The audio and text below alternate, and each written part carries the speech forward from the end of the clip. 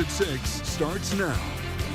Who's in charge of taking out the trash left behind from the flood? Good evening and thanks for joining us. I'm Christina Gesford in for Darren. And I'm Kat Villianzoni. 4 weeks after the flooding and the piles are still piled up in many spots.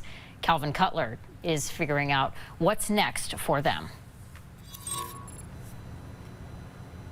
He joins us now. Calvin, what can you tell us?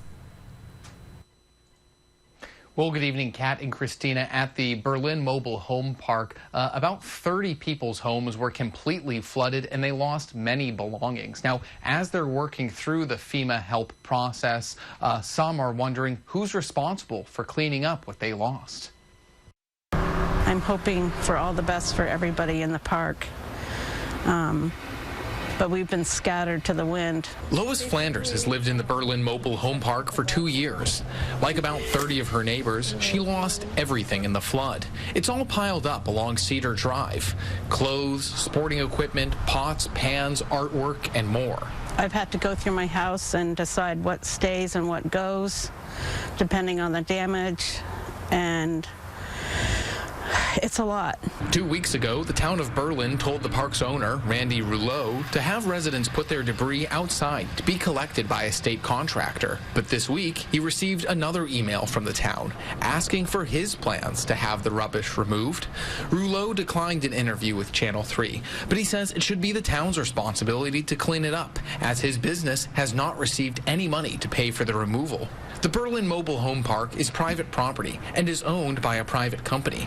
People own their homes, but they pay rent on lots and pay for utilities. It's not in the public right-of-way, like Barrie and Montpelier. Towns who use the state's contracts also have to pay a match, up to 25% of the cost. We're reliant on the state debris contractor, who's got to follow the FEMA regs on this, and that's where the public-private distinction comes into play.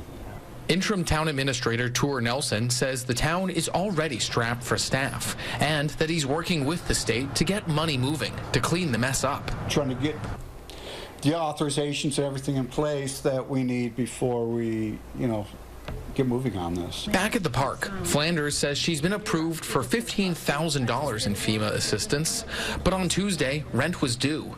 She wrote a check for nearly $500 on a lot that she can't use. The park's owner tells us they're not receiving financial help from the government, and until people remove their personal property, the lease does not stop. There's no timeline for when Flanders can have her home removed or demolished, and in the meantime, she has to keep her belongings on site to prove to FEMA that her home is condemned so she can get the full payout of $41,000. I try to take a deep breath and take it one day at a time and 1 hour at a time. That's all you can do.